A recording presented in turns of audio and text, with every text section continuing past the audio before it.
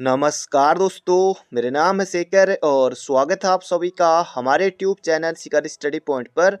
तो दोस्तों, इस वीडियो में हम बात करने वाले हैं यहाँ पर जीके के महत्वपूर्ण प्रश्नों को। सभी के सभी प्रश्न दोस्तों किसी न किसी एग्जाम में पूछे जा चुके हैं।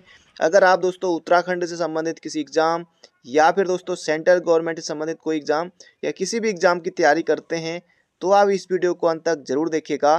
तो चलिए दोस्तों शुरू करते हैं। पहला प्रश्न है यहाँ पर हमारा, भारत में कर्जन यानी कि दोस्तों लॉर्ड कर्जन के प्रशासन की तुलना औरंगजेब से किसने की है? औरंगजेब के साथ दोस्तों की है मुगल शासक औरंगजेब के साथ। किसने की है? बाल गंगाधर तिलक ने, दादा भाई नौरोजी, गोपाल कृष्ण गोखले या फिर एनी बेसेंट। तो इसका सही उत्तर हो जाएगा दोस्तों गोपाल कृष्ण गोखले ने की थी। और कर्जन दोस्तों जो वाइसराय थे भारत के 1899 से 1905 तक। तो ये भी आपको याद रखना होगा। तो इसका सही उत्तर हो जाएगा गोपाल कृष्ण गोखले। और गांधी जी के गुरु थे दोस्तों कौन? गोपाल कृष्ण गोखले। और साथ ही उत्तराखंड से गोविंद वल्लभ पंत जी के भी राजनीतिक गुरु ये थे। बाल गंगाधर तिलक दोस्तों ये बद्रीदत्त पांडे जी के राजनीतिक गुरु थे। अगला प्रश्न है यहाँ पर हमारा, किसने यह विचार किया था कि भारत में ब्रिटिश आर्थिक नीति घिनौनी है? दोस्तों ये प्रश्न भी पूछा जा चुका है। तो इसका सही उत्तर हो जाएगा कार्ल मार्क्स ने विचार दिया था कि भारत में ब्रिटिश आर्थिक नीति घिनौनी है। और कार्ल मार्क्स की दोस्तों पुस्तक दास कैपिटल आप सभी को बचपन से याद ही होगी। तो बढ़ते हैं अगले प्रश्न की तरफ। अगला प्रश्न है, ये प्रश्न भी कई बार आया हुआ है।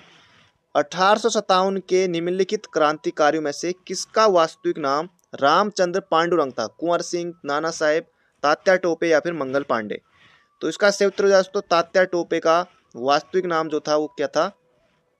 रामचंद्र पांडुरंग। तो याद रखिएगा ऑप्शन नंबर बी होगा इसका बिल्कुल सही उत्तर। बहुत ज्यादा महत्वपूर्ण प्रश्न है। बढ़ते हैं अगले प्रश्न की तरफ। अगला प्रश्न है, इनमें से वह प्रथम नेता कौन था जिसने भारत में मजदूर आंदोलन को संगठित किया? दोस्तों बहुत ज्यादा महत्वपूर्ण प्रश्न है। इसका सही उत्तर हो जाएगा N M Lokhande. N M Lokhande यानी कि दोस्तों नारायण, या फिर एन से क्या हो जाएगा दोस्तों? एन से हो जाएगा नारायण, एम से हो जाएगा क्या? मेघाजी। तो ये भी याद रखिएगा, एन एम नारायण मेघाजी लोखंडे ने किया था दोस्तों। ये आपको बिल्कुल याद रखना है। प्रथम मजदूर नेता थे जिन्होंने भारत में मजदूर आंदोलन को संगठित किया था। और इनके नाम पर दोस्तों डाक टिकट भी जारी किया गया था पहले। तो ये भी आपको बिल्कुल याद रखना है। तो बढ़ते हैं अगले प्रश्न की तरफ। बाकी कब किया था ये एग्जाम में नहीं आएगा, वैसे याद रख लीजिएगा 2005 में। अगला प्रश्न है, लोकमान्य बाल गंगाधर तिलक ने भारतीय स्वतंत्रता संग्राम की सेवा के उद्देश्य से कौन सा समाचार पत्र प्रारंभ किया? गदर, फ्री हिंदुस्तान, स्वदेश मित्र या केसरी। तो तिलक का दोस्तों केसरी और मराठा, ये दोनों याद रखने आपको। केसरी और मराठा दोनों दोस्तों इन्होंने जो पत्रिका है दोस्तों ये इनका समाचार पत्र का क्या किया था? संपादन किया था। तो बढ़ते हैं अगले प्रश्न की तरफ। अगला प्रश्न है, सत्यार्थ प्रकाश की रचना की गई। सत्यार्थ प्रकाश राजा राम मोहन राय, भारतीय पुनर्जागरण का जनक, महात्मा गांधी, स्वामी दयानंद सरस्वती या फिर स्वामी विवेकानंद।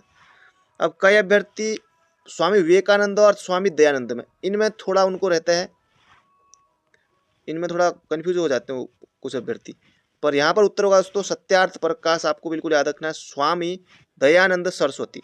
तो सत्यार्थ से दोस्तों सरस्वती याद रख लीजिएगा, सत्यार्थ से सरस्वती। तो ये आपको बिल्कुल याद रखना है। बाकी उन्होंने 1875 में बम्बई में आर्य समाज की स्थापना की थी, ये भी आपको याद ही होगा। स्वामी दयानंद सरस्वती ने बम्बई में आर्य समाज की स्थापना की थी 1885 में। बाकी 1867 में पाखंड खंडनी पताका भी फहराई थी इन्होंने स्वामी दयानंद सरस्वती ने। तो ये जगह दोस्तों ऑप्शन नंबर डी हमारा बिल्कुल सही उत्तर है। अगला प्रश्न है, महाराष्ट्र के किस सुधारक को लोकहितवादी के नाम से जाना जाता है? लोकहितवादी। तो गोपाल कृष्ण गोखले या फिर गोपाल हरि देशमुख। तो इसका सही उत्तर दोस्तों लोकहितवादी महाराष्ट्र के किस सुधारक को हो जाएगा? Gopal Hari Deshmukh. Gopal Hari Deshmukh option number D हो जाएगा दोस्तों इसका बिल्कुल सही उत्तर। तो बढ़ते हैं अगले प्रश्न की तरफ। अगला प्रश्न है, निम्न में से कौन सुमेल नहीं है? सुमेल करते हैं इनमें। Theosophical society Annie Besant, Ramakrishna mission Ramakrishna Paramahansa, Brahmo Samaj राजा राम मोहन राय 1828, आर्य समाज अभी मैंने आपको बताया था स्वामी दयानंद सरस्वती 1875 में बम्बई में। तो इसका सही उत्तर दोस्तों रामकृष्ण मिशन जो यहाँ पर दिया हुआ है। रामकृष्ण मिशन दोस्तों ये रामकृष्ण परमहंस नहीं होगा, ये होगा दोस्तों स्वामी विवेकानंद। स्वामी विवेकानंद होगा रामकृष्ण मिशन। और 1890 में दोस्तों इसकी स्थापना की थी स्वामी विवेकानंद ने, तो ये याद रखेगा। तो बढ़ते हैं अगले प्रश्न की तरफ। बाकी विवेकानंद के गुरु थे रामकृष्ण परमहंस।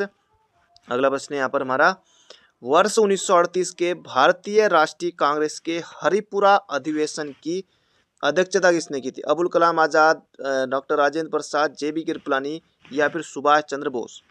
तो इसका सही उत्तर दोस्तों 1938 के जो भारतीय राष्ट्रीय कांग्रेस का अधिवेशन हुआ था हरिपुरा में, इसकी अध्यक्षता की थी सुभाष चंद्र बोस ने। और इस अधिवेशन में दोस्तों राष्ट्रीय नियोजन समिति का भी गठन किया गया था। राष्ट्रीय नियोजन समिति का भी गठन किया गया था, जिसके अध्यक्ष थे JL नेहरू, जवाहरलाल नेहरू। सुभाष चंद्र बोस नहीं करना है। तो राष्ट्रीय नियोजन समिति का गठन 1938 में हुआ था, अध्यक्ष कौन थे? JL नेहरू।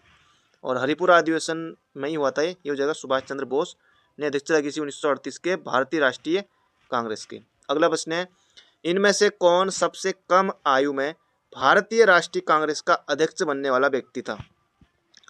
तो इसका सही उत्तर दोस्तों जवाहरलाल नेहरू नहीं होगा। अभी इनसे भी प्रश्न आएगा। 1929 का लाहौर कांग्रेस ऐतिहासिक अधिवेशन की अध्यक्षता की थी उन्होंने। इसका सही उत्तर दोस्तों अबुल कलाम आजाद भारतीय राष्ट्रीय कांग्रेस के सबसे कम उम्र में अध्यक्ष बनने वाले व्यक्ति थे। अगला प्रश्न है, कामाटा गारू घटना संबंधित है, निम्न में से कौन कामाटा गारू घटना से संबंधित था? अब कामाटा गारू दोस्तों एक जहाज था, है ना। कामाटा गारू एक जहाज था। और कामाटा गारू से संबंधित व्यक्ति कौन था? भगत सिंह नहीं थे, BD सावरकर, वीर सावरकर भी नहीं थे, अजीत सिंह भी नहीं थे। इसका सही उत्तर होगा बाबा गुरमीत सिंह। बाबा गुरमीत सिंह कामाटा गारू घटना से संबंधित थे। अगला प्रश्न है दोस्तों यहाँ पर हमारा, निम्न में से किस आंदोलन के दौरान वंदे मातरम भारतीय राष्ट्रीय आंदोलन का शीर्षक गीत बना? चंपारण, अशोक, रॉलेट कानून या फिर स्वदेशी? तो इसका सही उत्तर हो जाएगा दोस्तों यहाँ पर हमारा स्वदेशी आंदोलन के दौरान। तो ये आपको बिल्कुल याद रखना है, स्वदेशी आंदोलन के दौरान वंदे मातरम भारतीय राष्ट्रीय आंदोलन का शीर्षक गीत बना था। तो ये आपको बिल्कुल याद रखना है। और 16 अक्टूबर 1905 के दिन दोस्तों पूरे बंगाल में क्या हुआ था कि शोक के रूप में मनाया गया था उस दिन को। तो बढ़ते हैं अगले प्रश्न की तरफ। अगला प्रश्न है, भारतीय राष्ट्रीय कांग्रेस के 1905 के बनारस अधिवेशन का अध्यक्ष कौन था?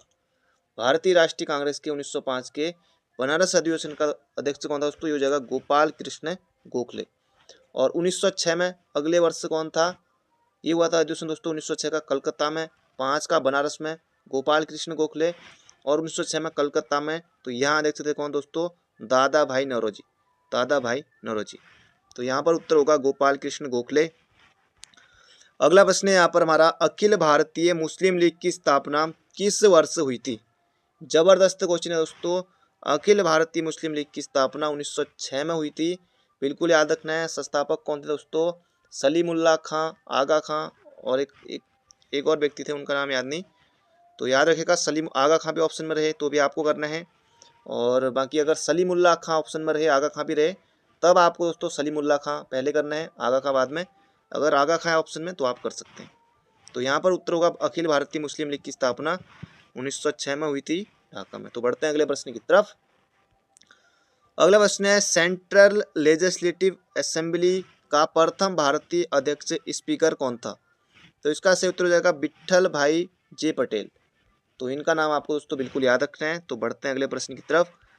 अगला प्रश्न है दोस्तों, न जाने कितनी बार कितने एग्जामों में आया ये प्रश्न और आने वाले समय में भी आते रहेगा।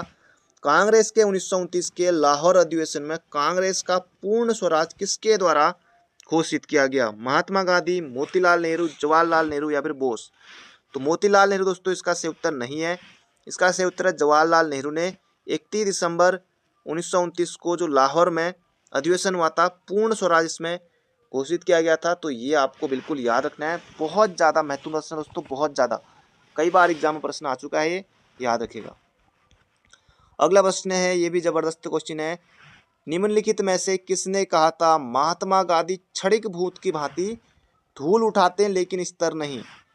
तो ये दोस्तों BD सावरकर नहीं होगा इसका सही उत्तर होगा डॉक्टर भीमराव अम्बेडकर ने कहा था महात्मा गांधी क्षणिक भूत की भांति धूल उठाते लेकिन स्तर नहीं।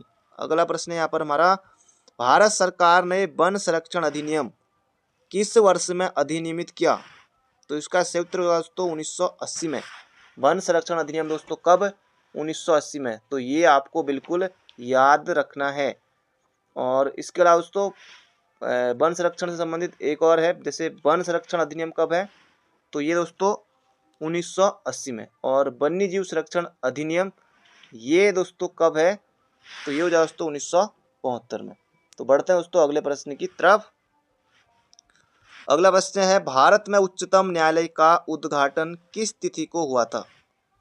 तो इसका सही उत्तर दोस्तों 28 जनवरी 1950 को भारत में उच्चतम न्यायालय का उद्घाटन हुआ था। तो ये भी आपको बिल्कुल याद रखना है। और अनुच्छेद की बात करें तो किस अनुच्छेद में? दोस्तों अनुच्छेद 124 के तहत है, उच्चतम न्यायालय के बारे में बताया गया है। तो ये भी आपको बिल्कुल याद रखना है। और 26 जनवरी 1950 को दोस्तों ये, बाकी ये इस दिन किया गया था, लेकिन उद्घाटन कब हुआ था? तो उद्घाटन हुआ था कब? 28 जनवरी 1950 को ही। तो बढ़ते हैं अगले प्रश्न की तरफ। अगला प्रश्न है, किसी राज्य के राज्यपाल संविधान के निम्नलिखित में से किस अनुच्छेद के अंतर्गत विधानमंडल के अवकाश के दौरान अध्यादेश जारी कर सकते हैं? दोस्तों राज्यपाल पूछा है तो अनुच्छेद 213 होगा। अगर राष्ट्रपति पूछा होता तो अनुच्छेद 123 होता। राष्ट्रपति की अध्यादेश जारी करने की शक्ति अनुच्छेद 123, और राज्यपाल की अध्यादेश जारी करने की शक्ति है यह अनुच्छेद 213। तो ऑप्शन नंबर बी। दोस्तों अगर आपने वीडियो को अभी तक लाइक नहीं किया है तो एक लाइक आपको जोर से करना है। अगला प्रश्न है यहाँ पर हमारा, भारत का संविधान निम्नलिखित अनुच्छेदों में से किस एक के अंतर्गत एक निर्वाचन आयोग का प्रावधान करता है? तो निर्वाचन आयोग दोस्तों भाग 15 में है, और यहाँ पर तो अनुच्छेद पूछा है ना, तो भाग 15 में अनुच्छेद 324 से लेकर अनुच्छेद 329 तक दोस्तों ये है। तो ये हो जाएगा अनुच्छेद 324, ऑप्शन नंबर डी। अगला प्रश्न है दोस्तों यहाँ पर हमारा, भारतीय संविधान की 8वीं अनुसूची में कौन सी भाषा वर्ष 2003 में जोड़ी गई? वर्ष 2003। तो 71वां संविधान संशोधन दोस्तों के द्वारा 1992 में जोड़ी गई थी कौन? नमक। इसमें जोड़ी थी नमक, नेपाली, मणिपुरी, कोंकणी। और 2003 वाला कौन सा था दोस्तों? अभी आपको तीनों बताऊंगा, चलो शुरुआत से बताता हूँ। सबसे पहले 21वां संविधान संशोधन 1967 के द्वारा जोड़ी गई कौन सी? सिंधी। अब सिंधी ऑप्शन बी में है तो ये होगा नहीं। फिर उसके बाद आते हैं 71वां संविधान संशोधन 1992, इसमें जोड़ा गया नमक, यानी कि नेपाली, मणिपुरी, कोंकणी। फिर उसके बाद आता दोस्तों कौन सा? 92वां संविधान संशोधन 2003, तो इसमें कौन सा जोड़ा गया? BDMS, बोडो, डोगरी, मैथिली, संथाली। तो इसका सही उत्तर होगा दोस्तों कौन सा? हमारा संथाली, ऑप्शन नंबर डी। बाकी ये नमक मैंने उसमें बता दिया था, नेपाली, मणिपुरी, कोंकणी। तो ये जोड़े गए थे दोस्तों कब? 1992 में 71वें संविधान संशोधन के द्वारा, ये 1967 में। तो उम्मीद करता हूँ दोस्तों आपको ये समझ में आ गया होगा। इसका सही उत्तर हो जाएगा संथाली। अगला प्रश्न है, राष्ट्रीय जल विकास एजेंसी की स्थापना की गई? जबरदस्त क्वेश्चन है दोस्तों। ऑप्शन भी देखिए, 1982, 1986, 1997, 1991। ऐसा लग रहा है कि दोस्तों कोई भी ऑप्शन हो सकता है। 1986 भी नहीं है, 1991 भी नहीं है। इसका सही उत्तर 1982 में हुई थी राष्ट्रीय जल विकास एजेंसी की स्थापना। अगला प्रश्न है, संयुक्त राष्ट्र संघ के वर्तमान महासचिव कौन है? बान की मून, कोफी अन्नान, कुर्ट वाल्डियम या फिर एंटोनियो गुटेरेस। तो इसका सही उत्तर हो जाएगा एंटोनियो गुटेरेस। संयुक्त राष्ट्र संघ के दोस्तों महासचिव हैं। तो ये आपको बिल्कुल याद रखना है। 9वें महासचिव हैं, ये भी आपको बिल्कुल याद रखना है। और पुर्तगाल के हैं, ये भी याद रखना है। पुर्तगाल के कहाँ के, ये भी आ सकता है। दोस्तों ये थे आज के हमारे महत्वपूर्ण प्रश्न। तो बाकी मिलते हैं बहुत जल्दी एक नई वीडियो में। बाकी चैनल पर नए हो तो चैनल को सब्सक्राइब जरूर कर लीजिएगा। अभी तक आपने लाइक नहीं किया है तो लाइक आपको जरूर से करना है। तो हो सके दोस्तों एक शेयर जरूर कीजिएगा। बाकी अपना ध्यान रखिए, स्वस्थ रहिए, मस्त रहिए। Thank you friend, thank you so much.